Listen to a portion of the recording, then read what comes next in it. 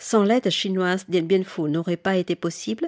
Depuis sa volonté de reprendre pied en Indochine, la France se heurta aux intérêts chinois, affirme Michel Baudin, professeur d'histoire spécialiste de l'Indochine. En quoi consistait cette aide chinoise à l'armée populaire vietnamienne, donc créée en 1944? Quels ont été les buts de la Chine communiste dans un contexte de guerre froide? Quelles conséquences pour l'armée française? L'aide chinoise est bien plus compliquée et bien plus précoce qu'on ne le pense. Elle commence pratiquement dès le début du conflit entre les Vietnamiens et les Français. Alors le contexte est difficile, on est dans un contexte où les Américains n'aiment pas beaucoup les puissances coloniales, et puis petit à petit, à partir de 1947, on est dans un contexte de guerre froide, c'est-à-dire que la guerre d'Indochine est un front chaud de la guerre froide. Alors il y a une solidarité donc entre les peuples semi-colonisés comme la Chine et un peuple colonisé comme le peuple vietnamien qui veut son indépendance. Sans aucun doute aussi une revanche contre les Occidentaux. Cette revanche est compliquée parce qu'elle s'inscrit dans la guerre froide. Les premières aides chinoises ne sont pas des aides d'État à État, mais de groupes communistes à des groupes qu'on appelait à l'époque Viet Minh. Et puis, surtout à partir de janvier 1950, où la République populaire de Chine donc, a bien triomphé en Chine et reconnaît la République démocratique du Vietnam, on a une solidarité d'État à État, solidarité anti-impérialiste, puisque les Américains aident les Français, solidarité envers un mouvement de libération nationale, mais en fait c'est plus compliqué. La Chine veut se faire reconnaître dans le bloc communiste comme un État pouvant être utile à des peuples qui veulent leur indépendance. Mais en même temps, il y a sans doute la volonté de se démarquer du bloc soviétique, de l'URSS, mais aussi l'idée d'entrer dans le cercle des grandes puissances. Mais en même temps, la Chine applique une vieille doctrine qui était vraie du temps des empires chinois, ne pas avoir sur ses marges sud un pays, une puissance trop forte. Autrement dit, et pour simplifier, la Chine, en aidant la République démocratique du Vietnam, cherche une reconnaissance et en même temps sa sécurité. Quelles ont été les formes d'aide? Alors, les formes les plus connues sont des formes techniques. Il y a des centres d'entraînement en Chine, dans le Yunnan, dans le Guangxi. Il y a des écoles de cadres où on leur apprend des méthodes de guerre. Alors, ce sont des méthodes qui bien souvent découlent des méthodes soviétiques, c'est-à-dire le plus souvent matraquage d'artillerie et attaque répétée en masse. Donc, il y a un apprentissage technique.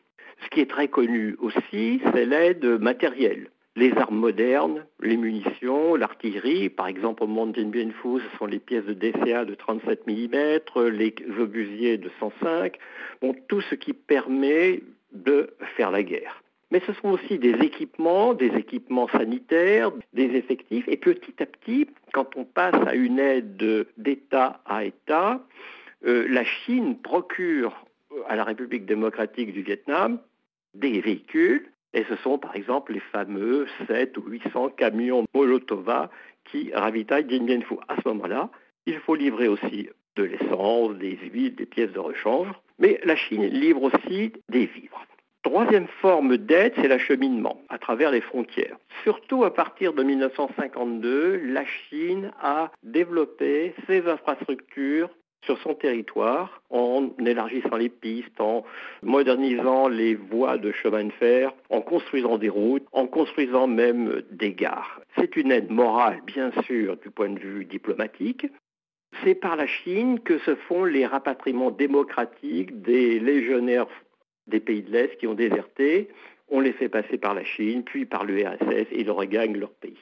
Sans aucun doute, il y a aussi une connivence entre les agents de renseignement qui travaillent en France.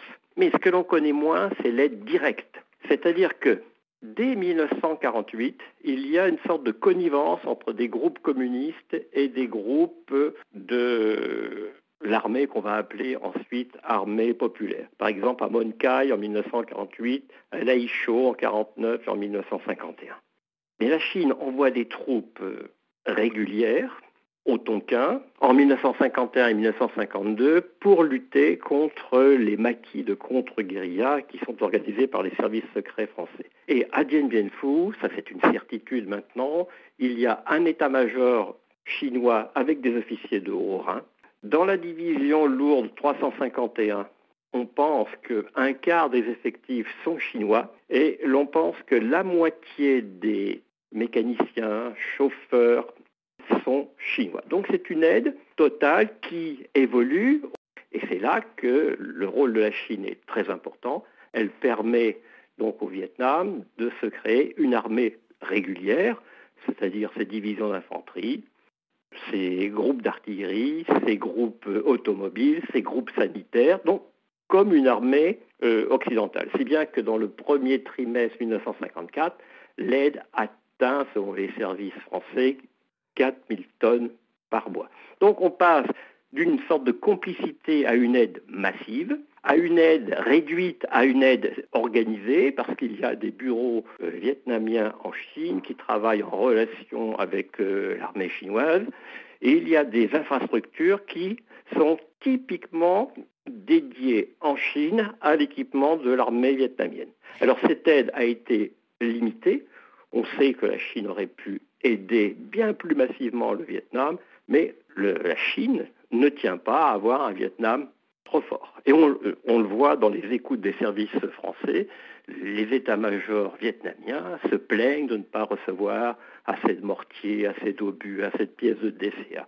Quelles ont été les conséquences pour l'armée française à ce moment-là alors ? Les conséquences pour l'armée française, d'abord, on a maintenu le long de la frontière chinoise, le long de la route coloniale numéro 4, des fortins qui demandaient beaucoup de sacrifices. Et donc on a hésité à évacuer cette zone en se disant que si on contrôlait la zone, le matériel ne passerait pas. Ce qui est une illusion, bien sûr. Et puis dans le golfe du Tonkin, on a mobilisé un groupe naval pour bloquer l'arrivée de matériel par voie maritime. Alors naturellement, la défaite française sur ce qu'on appelle la RC4 en octobre 50, c'est la première victoire des bataillons vietnamiens qui ont été créés en Chine. Certains postes sont pris d'assaut grâce à de l'artillerie, des mortiers qui sont du matériel chinois. Et puis, Dien Bien Phu, évidemment, c'est la conséquence ultime. Alors, du côté vietnamien, il a fallu attendre 2003-2004 pour avoir des premières publications sur ce soutien combien précieux de la Chine dans sa lutte pour l'indépendance. Pourquoi attendre si longtemps ? Alors, tous les participants ont essayé ou ont caché la participation. Alors, les Français n'ont jamais caché l'aide matérielle. Lorsqu'il y a de grandes opérations, comme l'opération Lorraine sur les dépôts vietnamiens au Tonkin ou lors de l'opération Hirondelle, on a découvert bien sûr des armes chinoises, on a découvert des armes russes, les fameux camions Molotov. Et ce qui est caché, c'est l'aide humaine. On ne veut pas parler d'une intervention de l'armée populaire chinoise parce que on se dit que ça va casser le moral des troupes et surtout le moral des Vietnamiens qui sont très nombreux à se battre du côté français. D'autre part, on ne veut pas d'une guerre avec la Chine, parce qu'on sait très bien que les forces du Tonkin ne tiendraient pas très longtemps, malgré les renforts. Et surtout, on ne veut pas que les Américains interviennent, parce que les Français veulent bien du matériel américain, de l'aide américaine, mais ils ne veulent pas que les Américains se mêlent de leurs affaires en Indochine. Alors, du point de vue chinois, on a peur d'une intervention américaine. Alors, du côté vietnamien, c'est de la politique. Il faut montrer que la victoire vietnamienne est la victoire du seul peuple vietnamien. Il faut attendre 1978 pour qu'on commence à voir quelques écrits en France. Officiellement, c'est en 2003, comme vous l'avez dit, que les historiens vietnamiens reconnaissent l'aide chinoise et ils présentent même des tableaux. Les chiffres valent ce qu'ils valent. Certes, l'aide est sans doute minimisée. C'est une reconnaissance en 2003. C'est la première qui est chiffrée et qui montre la complexité de la géostratégie en Asie.